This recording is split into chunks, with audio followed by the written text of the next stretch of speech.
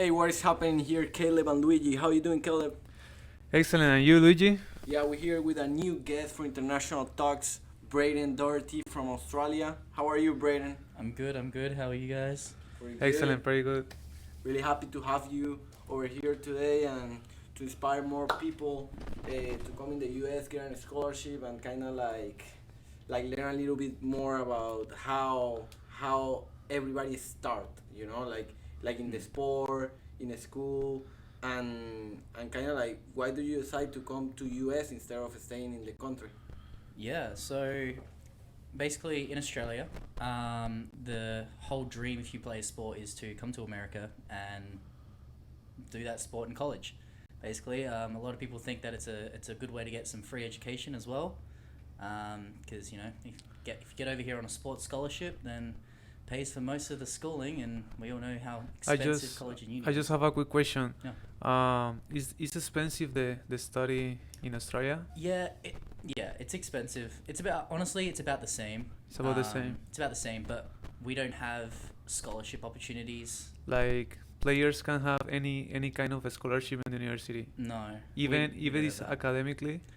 I think there are some limited academic scholarships, but I mean, I haven't been to university there, so I don't know the whole academic side of it, but definitely sport. I mean, I know I have two universities in my state, and we don't even have a sports team No, for any of them. So, you don't practice any sport in college no, over there, it's not a thing. You go to university in Australia to study, and just for that's it. fun, Yeah, even for fun, yeah. No, I mean, nothing. you can play for fun if you really want to, but you're not going to get any. The competition here is a lot higher than what it is over there for sure. Yeah, and we also see, like, for example, we are tennis players. I know you are a tennis player too, Brayden. Yeah, and Caleb is soccer player, and we can see that the competition here in America and college tennis, a lot of tennis players have jumped to pro after playing tennis here, and I don't think in our country, for example, Luigi, I'm from Venezuela, and I think we don't have that opportunity, and also that here we get more prepared. So, Brian, can you tell us a little bit more about yourself and like how you started and why do you decide to play tennis instead a different Like, sport? what was your first sport? Was When my you, first sport. yeah, like I started playing AFL, which is the Australian Football League. actually like soccer. It's football, but it's a completely different sport to any other country. Like no other What? country plays this sport No except way. for us, but it's like our national sport basically. Like it's Okay. huge, and every little kid plays it. Everyone starts playing that. How is it work? Or It's like American football in a way, but you got to kick the ball through the goalposts. That's essentially the way. You can run with the ball, but you got to bounce it every 20 steps. with You can, with your hands? you can with your hands, yeah, and then you can handball it to other teammates, and if you mark the ball, so if you catch the ball after someone's kicked it, you stand where you are, where you caught the ball, and you got to kick it again somewhere else. On Um, and science. When you start playing that sport, science. I was 6 when I You're started 6 playing years that. old. Yeah, so I played a bit of every sport just to see what I kind of like. So I did swimming, I did football, soccer, volleyball, tennis. I eventually started doing tennis when I was about 10. I was 10 years old when I started playing tennis. And then I started playing competitively when I was 11 because I just Very loved it. very sport guy. Yeah. And your parents play sports too? My mum grew up playing tennis until she Okay. was about 20 and tore her ACL, so she couldn't play anymore. Okay. My dad was a sprinter, and he tried out he nearly got into the Olympics on the Australian team for sprinting. Very close, but yeah, it's a So very athletic very different team. competitive family. Yeah, exactly. So sport was always, going to be a thing that I loved. So glad I picked tennis for sure. And then when after you played football, the Australian football, why you I went to tennis, so I played that for about 4 years. straight to tennis? And then played some tennis, tried that out a bit, and I loved it, and I was good at it. So like being 10 years old and never really playing before, beating all these kids that have played since they were 3 years old, it made me feel really good. So Yeah. I was like, yeah, The DNA from your mom. yeah, exactly. My mom, she helped me out a lot with my coaching, so I really appreciate that. So, but my question is, your mom, at some point talk you about, oh, I want you to play tennis, or just was your own She decision? It was my own decision. She Uh, didn't sway anything at all. She actually encouraged me to try heaps of other sports before I even picked tennis. Really, um, she wasn't expecting me to take the sport so seriously, or as serious as I did. okay. From such a quick, I've only been playing it for a year, and I want to play competition. She wasn't really expecting that. Yeah, I think that's a pretty good thing, because as I am from, like a lot of my teammates or parents that I know, always they demand that they have to play the sport, and it's like demanding and like mandatory, and maybe the kids at some point they didn't enjoy the sport just Yeah, for the sport. and pretty much because soccer is a big sport in Colombia and in all South America. So That's what we think. I also play soccer since I was like, yeah, like 4 years old, as well as tennis. And but your parents didn't tell you anything about Ki- sports, or uh, my mom want me to play like both soccer and tennis, and that's how I started. But then she told me like you have to decide in one of them. But she didn't tell me like you have to play soccer. Yeah. You okay, have to just decide one. just already. decide.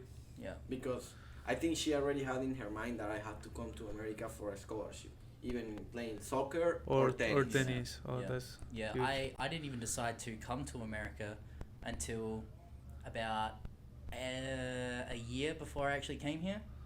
I made the decision. So So tell us more about, like, when you're 13 years old, you're actually good. Like, what the first thing that you thought? Maybe being a professional tennis player, or it yeah, then. that was the plan. That was the plan. To basically do as well as I can and turn pro. That was obviously that's the idea of a lot of young kids, is to be number one and be professional. And And when you realize, like, you don't. I was about probably 16, 17 when I realized that I'm not going to make it I don't. professionally. I don't And I was okay with that. I was perfectly fine with that. Because at this point, I'd been injured 3 times. My first 5 years of playing tennis, I'd been out for 3 of them with injury. So it was tough to try and... Not only was I already catching up from being 10 years old starting the sport, but I'm now another 3 years behind because, stress fractures and shoulder displacements and just everything that just had all hits one at a time. So it was tough to come back from all that, and then Yeah, try and make it that's professionally. difficult. So can you tell us about your experience as a player, for example, in soccer? Like, when I was young, I play in different teams, like one team, two teams in my city, and then I have to move to another city, and then I have to move to other countries, something like that. But Yeah. how is in tennis? How is in tennis? Yeah, in Australia, the tennis level isn't very high. Unless you live in Western Australia, that's probably the highest level tennis that you'll find club-wise, unless you play tournaments. So the only good kind of hits you'll get are some tournaments. I started off in a very country club, very local country place where I lived because I grew up in the country. I grew up on 80 acres of land. Kangaroos jumping in my backyard all the time. And so for me to make the trip to kind of a suburban area that had a higher population Yeah. was a lot for me. So I basically took what I could get. So I would hit with walls a lot of the time, and I hit with my mum a lot of the time. And then I think when I hit about 13, I started traveling into the city and doing some squads, some city squads with the higher ranked kids. And then within that year that I started doing that, my ranking went from outside the top 500 in Australia to inside the top 150. How old are you in that time? I was about 14, 15. 14, 15? Yeah, I think I was 15 at that point. So You don't think it's crazy to say that at 14 years old you can be like that? Like, you don't think it's like it's too young for a person to start like thinking in professional pathways or something like that? Maybe a guy from 14 years old is doing, I don't know, school, trying to play with his friends, something. Yeah. Or what do you think I don't know. about? I think everybody has his dream, like their dreams. Like yeah. like I wanna be a tennis player, for example. but it's when you are growing that actually you know, and you, yeah, you kind of know that you are not gonna be able to do it, or you are gonna be able depending on your resources, how you're playing, the opportunities that you have, sponsorships. Because, for example, tennis is a sport that is really expensive, and if Very. you don't have like a sponsor or someone that help you to pay for hotels, uh, tickets for the airplane, and everything like that, it's pretty difficult for us, you know. Yeah, that's For crazy. soccer, most of the time you get like a sponsor by a Yeah, team. Always. for the team, yeah. Yeah, for the team. Teams are a lot easier to be part of professionally than Individual, individual sports yeah. for sure. Yeah, because it's only you out there on the tennis court. You know, your performance drives how good you are. If you're having a bad day in soccer or basketball or football or any sort of team sport, if you're the only one there having a bad day and you've got 20 other guys having a good day, your team's gonna do well. Still, like it's not the big, not be all end all, but yeah, definitely it's expensive being a tennis player. Yeah, it's For sure. expensive, and also it's a really individual sport. You always are like by yourself in the court. Of course it's different than tennis in college. College is completely different. Like you play with a team, and you don't have to think just about you, but also about the others. You know, you can win your two matches, and then the team can lose, and then you So lose as I well. just remember one thing is in individual sports, like you have to be strong mentally, right? But can you talk us more about like how you can be strong in the field, like mentally? Yeah, I mean, I know when I first came here to college, especially, I struggled mentally a lot. My mentality was not there. It was tough going from an individual sport to a team sport. I struggled a lot with that whole dynamic and that aspect of the sport. Even in Australia, it's such an individual sport. Like you see your team once a week to play with them. That's it. You don't train with them every day.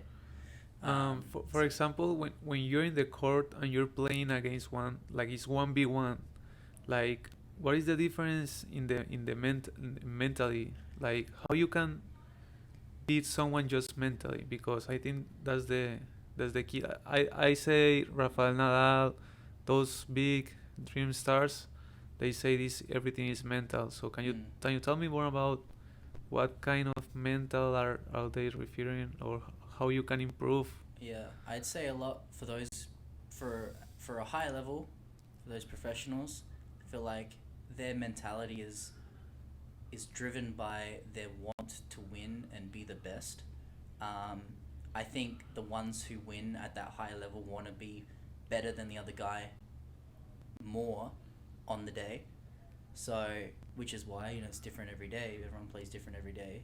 Someone will want to win more than the other person on the other end of the court. Yeah. When you're playing, like, and you're down in the set, like, how you can start, like, overcome that situation? What was in your mind? What you thinking in that moment? Try not to think. No? That's my plan. I mean, I tend to overthink actually. I care too much about how I play and care too much about how I act.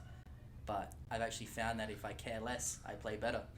Oh, The that's more that interesting. Yeah, the more relaxed I am, the better I play. So the less I think, the more relaxed I am.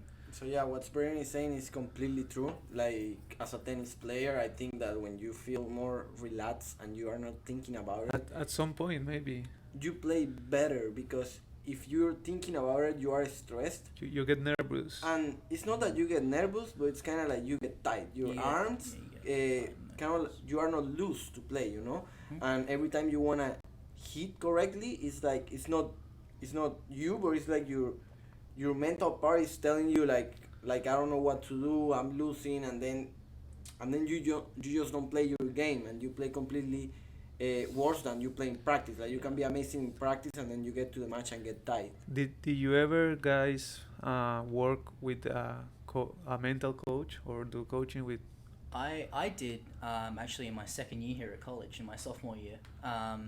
My tennis got so bad. Like back in No, I Australia. actually worked with a woman called Coach Jay at Bowling Green.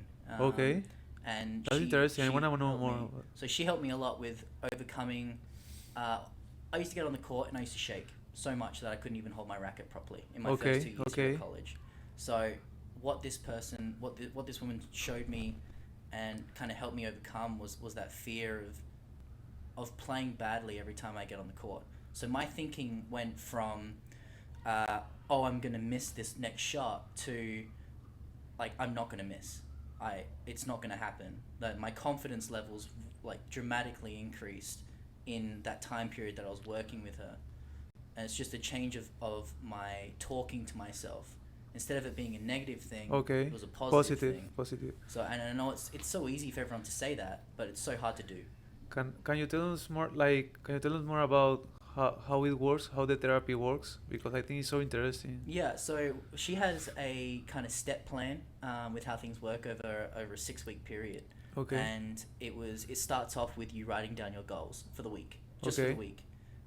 And your goals can be simple, like for this practice session, I'm going to say nothing but positive things to myself. That's it. And that could be what you do for the entire week. Is just say positive things to yourself. Okay. Even if you miss a ball, you tell yourself, that's okay. You've done really well to get here. You know, you've made it this far. You're in America. You're playing college. You're doing so well.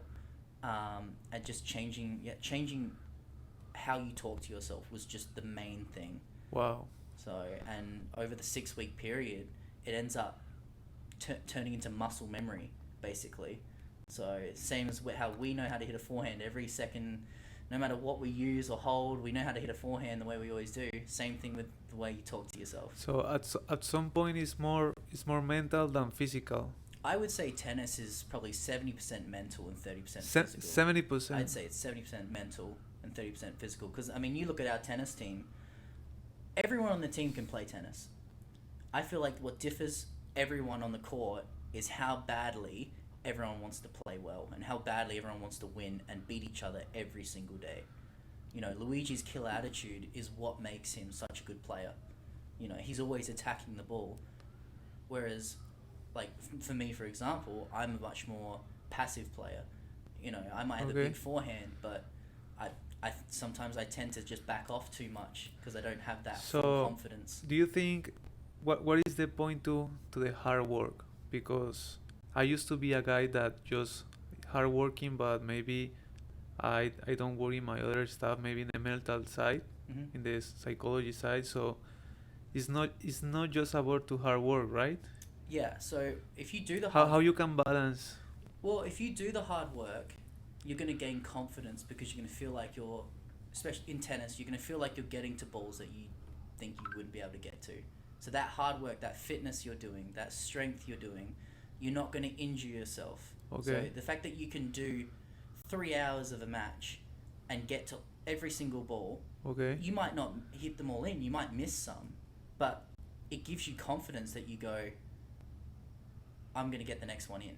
You know, I know I can get to that ball, I'm going to get the next one in. You know, you're going to keep pushing because you have that physical ability, and that because you have that physical ability, it gives you more confidence in your head to go for more things. Oh, excellent. Yeah, that's completely true, and also college tennis, what we were talking, is really different about it, because I think that in college you are thinking too much, and in like, I'm not gonna get that spot, I'm gonna lose my spot. For example, I'm playing at number 6 and we have like 10 in the team, for example.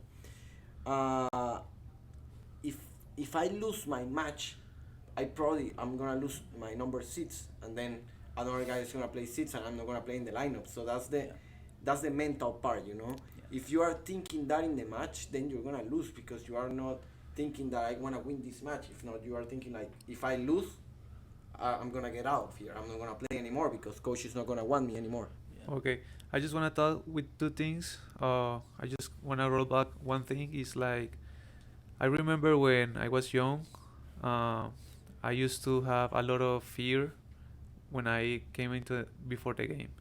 So do you have any advice for the people this young, like, to beat that when Yeah. you work with your mental coach? Yeah, I would say if you're a young player and you're wanting to go pro, and you're wanting to do as well as you can in your sport and you're willing to do the hard yards, I would look at seeing a mental coach as soon as possible from a young age. Doing that is going to help anyone from a young age. I would also say, honestly, that's probably the biggest thing, is just seeing a mental coach as soon as possible.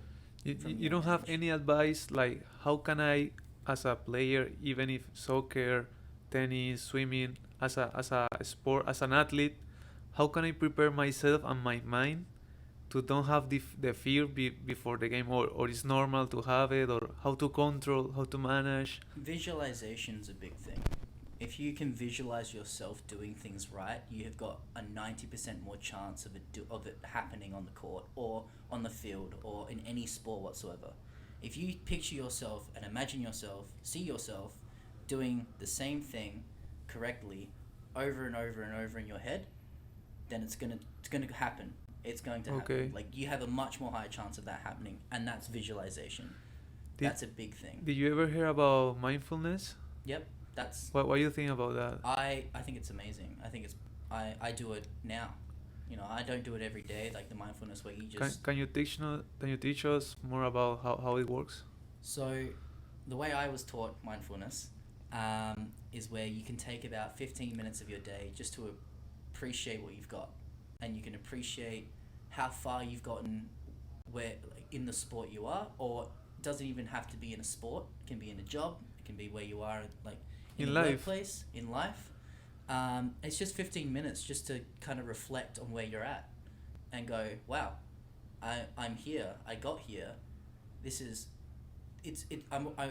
There are so many other people that haven't gotten here, and look where I'm at.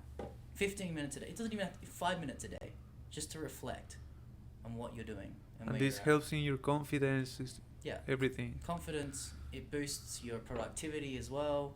Boosts Your energy. effort, your energy, all of that.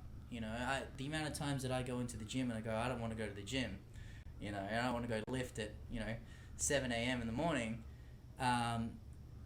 But it takes 5 minutes of me visualizing where I want to be or reflecting on where I'm at to give me that kind of bit of confidence boost and energy boost, for those early morning lifts. That's so interesting. And the second thing that I want to tell is like, can you point two memories? The one scenario is when you're like losing one game so bad and you overcome that game and you still you finish winning, and the other is the opposite. So I remember when I was 13.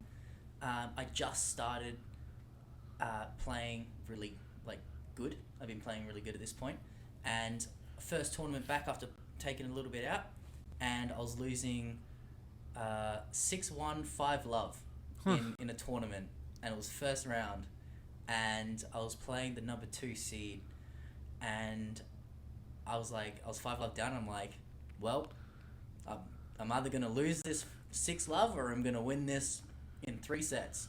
So I won it in 3 sets. I came back, 6-1 5-love down, and I ended up winning it 7-5 6-2 or something like that. I think it was 6-2 or 6-3. And I remember the guy talked to me afterwards, going, "How did you get so good?" That's crazy. And I was like, "I'll be honest, don't know." it was random. You don't know? No, just kind of relaxed, I guess. Yeah, no, that's matches. In tennis, for example, a match can change a lot, For example, when I went to the South American tournament in Ecuador, I was playing against Uruguay, and I lost the first set 6-1, and I was losing 5-0, 40-15. But when I was 3-0 in the second set, my coach came to me and he was like, "Hey, you're playing for your country, right?" And I was like, "Yeah," and he kind of gave me that energy, and I was like, "Yeah, I need to, see what I'm doing wrong and try to come back." And then I just start passing balls to the middle of the court, without missing. I'm doing whatever it takes to win, if I have to go a lob, I will go a lob. And yeah, it resulted that I finished winning that match. I don't even know how, but it's the sport, Maybe right? the other person gets nervous too. Got nervous too. Yeah, no? they don't. Sometimes Yeah, you don't know how to close the match. And for example, for you, Caleb, in soccer, you can be in 2-0. Like the 2-0 is the most dangerous. Yeah, 2-0 and then 3-2 in Yeah. the 90. Yeah, it's true. It's true. Yeah. And the other the other other scenario. I just come back from my stress fracture. I just got a one-handed backhand. It's my first tournament as a one-handed backhand. When was it? I was 17 at 17? this point, so just got my one-handed backhand, and I had no confidence in it whatsoever. So I spent the entire match running around my backhand, hitting forehands, and I got I won the first set 7-5, and I was 4-1. No, 5. I was like 5. I think I was 5-1. 5-1 up. Yeah, it was 5-1. So I won the first 7-5. It was 5-1 up, and all of a sudden the guy worked out that I didn't have a backhand, and decided to just hit everything hard to my backhand, and I ended up losing 7-5, 5-7, and it was like 10-2 in the super tie break, like the first to 10-point tie break, and I cried. I No was way. 17. Yeah. I cried. I don't care. I was so upset because I felt hopeless because I didn't have a backhand. I'm 17 years old, about to go to college, and I don't have a backhand. So, best believe after that I started working on my backhand. Yeah. So I don't think I hit forehands at practice for the next 6 months. The next 6 months. Yep, just hit backhands every day. So What is the best memory in the GMAC and the worst one? in tennis. Yeah. My best memory was winning my first tournament on clay when I was 16. That's my best memory. In the under 16 and unders. That was awesome. That was probably my favorite memories, winning that tournament, and it was on clay too, and I hated clay. So, and then the worst memory would probably have to be When you lost with that guy that you were with. yeah, that one hurt a lot. I'm not gonna lie, that was probably one of the worst ones. But other than that, I had a rivalry when I was a kid with this one guy who was like also my best friend at the time, and I was playing so well. Like I still don't think I've played a better match in my life. I was just finishing 17, like nearly 18 years old, and the guy was just painting the lines. Like every ball he hit the line, and I was getting pissed off. Like Yeah. he was, and we were playing on synthetic grass, so it was very sand, like it was full of sand. So every shot that I would hit, I'd slide, and I was getting so mad, so angry, nearly broke a racket, but I yet to break one. So. What about the GMAC? The this- GMAC? Yeah. Jeez. Losing the Tiffin. That one hurts. In the final, It yeah. was like last Yeah. year. Three. Last year. Yeah, last year in the final. That one hurt. But everyone played well. That was the problem. Everyone could. The big part that hurt though was that everyone could have played better. Everyone played well, but everyone could have played better. But it is what it is. What do you think you could do better? Not in the physical side. Yeah. Everything that I think we needed to get better on, I think everyone has got better on. Everyone has a much more aggressive attitude towards tennis now. Okay. But not angry. Everyone is more dedicated to win Okay. after losing the Tiffin, basically. Everyone wants to win this GMAC so bad now. My freshman year, no one really cared. Like more committed. Yeah. So now that we're in my senior year, You're hungry. everyone's angry for it. Everyone wants to win so Wants bad. to win. Now this is my last semester, but I hope that you guys get the W next year.